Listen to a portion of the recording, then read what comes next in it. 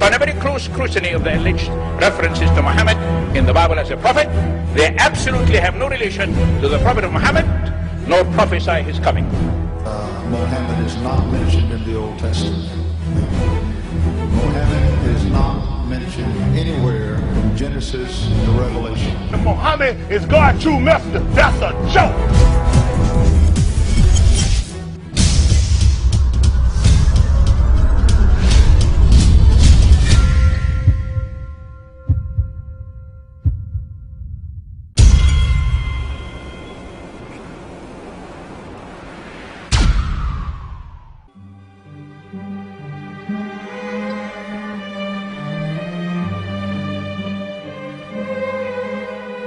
Lo, we inspire thee as we inspired Noah and the prophets after him, as we inspired Abraham and Ishmael and Isaac and Jacob and the tribes, and Jesus and Job and Jonah and Aaron and Solomon, and as we imparted unto David the Psalms.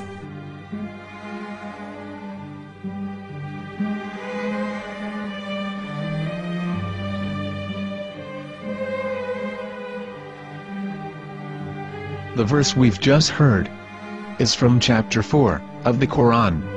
In the verse, God is affirming to humanity that Muhammad is indeed the recipient of a divine guidance, just as Noah, Abraham, and the rest of the prophets. However, some Christians and Jews today don't believe that Muhammad was a prophet and the covenant that God made with Abraham. And since the Quran is not their book of authority, in this video I'm going to show you that the book you're holding in your hands contains the name off the seal of prophethood, the Prophet Muhammad.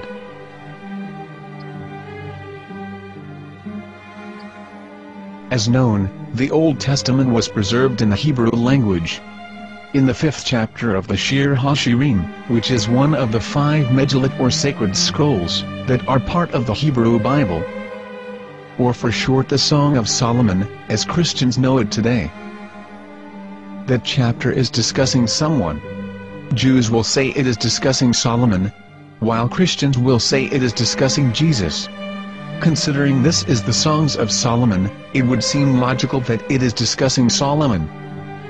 The verses, describing this mystery man, have the narrator's speech conjugated in the feminine, meaning it is a woman who is describing this man. So it is possible that it is one of Solomon's wives discussing her husband Solomon. However, Christians assert that Jesus is being discussed, and that the chapter is describing a man who was not yet alive at that point. A prophecy.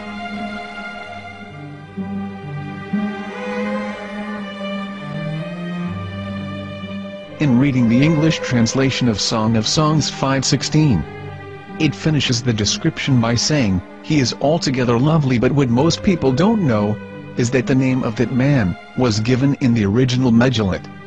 Here is verse 16, and how it is written in ancient Hebrew, before introducing the vowels, in the 8th century.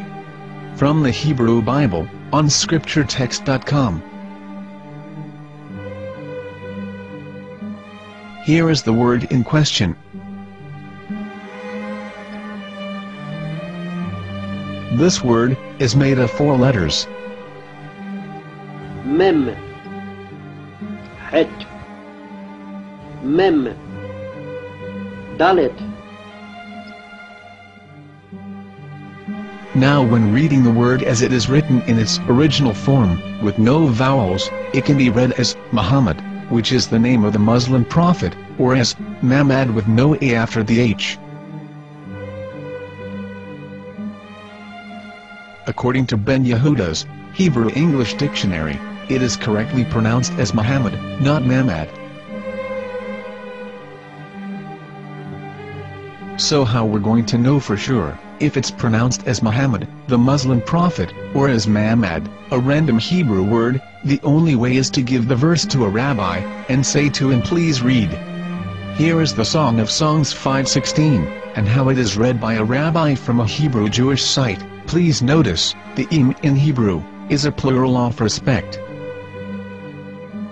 חיכו ממתקים וכולו מחמדים, זה דודי וזרעי בנות ירושלים.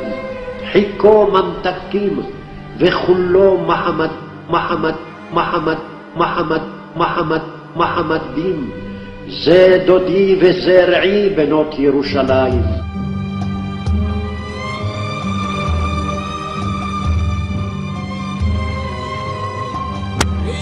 Coming out from the darkness, there are no other gods but God, and Muhammad is his messenger.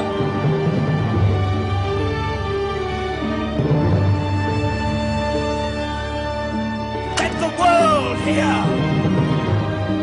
חיכו ממתקים וכולו מחמד דין. זה דודי וזרעי בנות ירושלים.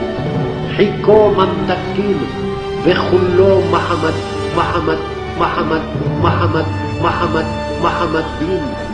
זה דודי וזרעי בנות ירושלים.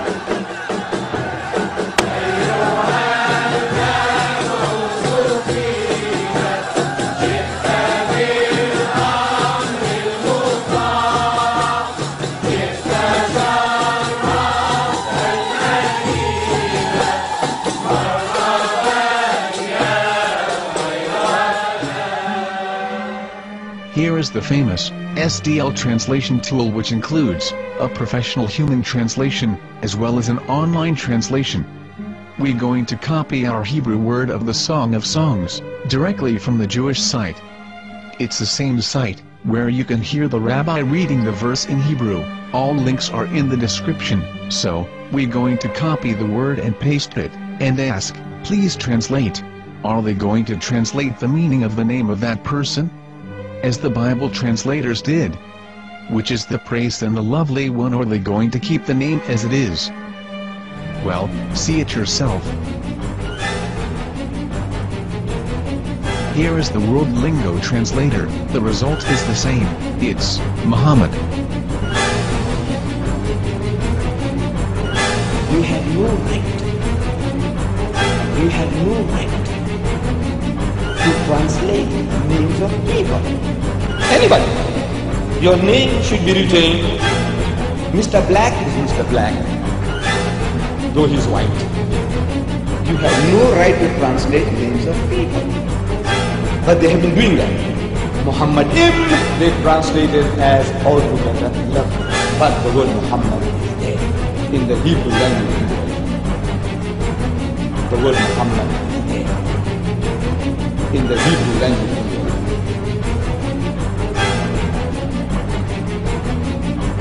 I will tell you a story from my own personal experience. Years ago, I used to spend every Sunday afternoon in a place called Speaker's Corner. And in my years down there, I got to know a Jewish rabbi. He was a very nice man. He used to listen to me, and he was always very polite and talked about Islam in a very nice way. And one day during one of our conversations after some years, I thought that it was about time I should invite him to Islam. So I said to him, you know, my friend, we have been talking now for many years, and even you have admitted to me that Muhammad is a prophet. So why then do you not embrace Islam? He said to me, we Jews, we never change our religion. I said, but half of the rabbis of Medina became Muslim.